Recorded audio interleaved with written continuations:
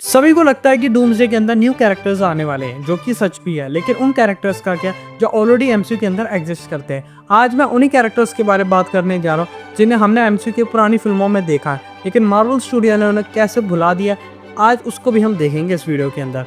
तो अगर ये वीडियो तुम्हें थोड़ी सी भी पसंद आई हो तो लाइक और शेयर कर देना, और इस वीडियो को करते हैं हम शुरू। पहला कैरेक्टर है व्हाइट विजन। व्हाइट विजन को हमने लास्ट टाइम देखा था वांडा विजन की सीरीज के अंदर, और इस सीरीज के लास्ट एपिसोड के अंदर विजन कहीं फ्लाई कर जाता है और हमें कभी भी नहीं पता लगता कि विजन एक्चुअल में गया कहाँ। अभी जो सीरीज आई थी वो फेज 4 में थी, लेकिन अब मार्वल का फेज 6 भी शुरू हो चुका है, लेकिन अब तक हमें व्हाइट विजन के बारे में कुछ नहीं पता, जो एक क्लियरली इंडिकेट कर देता है कि शायद मार्वल ने इस कैरेक्टर को डूम्सडे के लिए ही बचा के रखा हो। अब मैं व्हाइट विजन को इसलिए देखना चाहता हूँ क्योंकि इसकी मेमोरी वापस आ चुकी है, और जब देखेगा तो डॉक्टर डूम और वांडा को एक साथ, तो इसका क्या रिएक्शन होगा। अब जो दूसरा कैरेक्टर है वो मेरा पर्सनल फेवरेट है। अब मुझे नहीं पता कि तुम्हें शायद ये कैरेक्टर पसंद है या नहीं, बट पर्सनली मैं चाहता हूँ कि ये डूम्सडे में दिखे, क्योंकि डूम्सडे एक डार्क और इंटेंस मूवी होने वाली है, और जो ये कैरेक्टर है ये पूरी तरीके से मीडियोकर और कॉमिक कैरेक्टर है। मैं जिसकी बात कर रहा हूँ वो एक्चुअल में एंटमैन का दोस्त लुइस है।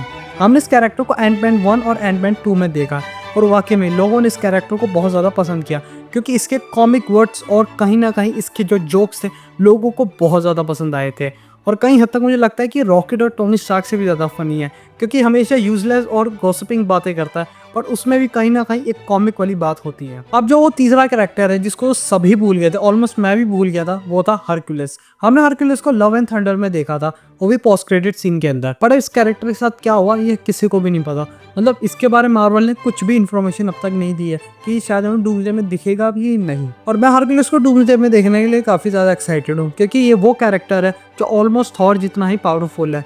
और अगर हम ये भी देखें कि अगर ये कैरेक्टर थॉर को मारे तो हम सरप्राइज भी नहीं होंगे, क्योंकि कॉमिक्स के अंदर कई बार थॉर वर्सेस हरक्यूलिस हो चुका है। कुछ फाइट्स में थॉर जीता है तो कुछ फाइट्स में हरक्यूलिस।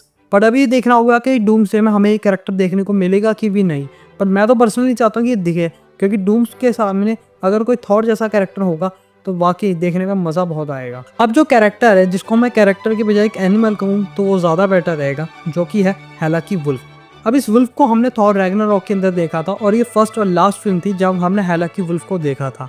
अब ये देखना होगा कि ये वुल्फ आज भी जिंदा है या नहीं, क्योंकि हमने रैग्नारॉक के अंदर ये देखा था कि इसकी फाइट हो रही थी हल्क के साथ, लेकिन हल्क ने इसको एक मुक्का मार के चट्टान से नीचे गिर दिया था। लेकिन अगर हेला डूम्सडे में दिखेगी तो मे भी कुछ चांसेस हैं कि शायद हम इस वुल्फ को डूम्सडे के अंदर देख सकते हैं। और तुम खुद सोच के देखो, जब ये वुल्फ और हल्क एक साथ फाइट दोबारा करेंगे तो कैसा होगा, हल्क का रिएक्शन कैसा होगा, स्पेशली वेलकरी और थॉर कैसे रिएक्ट करेंगे सिचुएशन को, क्योंकि ये फिर से रिपीट हो जाएगा जैसे थॉर रैग्नारॉक में हुआ था। अब वो पांचवा कैरेक्टर जिसकी हाइप सबसे ज्यादा हो सकती है इन फ्यूचर, वो है डैन वाइटमैन। अब इस कैरेक्टर को हमने इटर्नल्स मूवी में देखा था, वो भी पोस्ट क्रेडिट सीन के अंदर, और मूवी के एंड में हमें एक तलवार दिखाई जाती है जिसका नाम होता है एबोनिमो ब्लेड।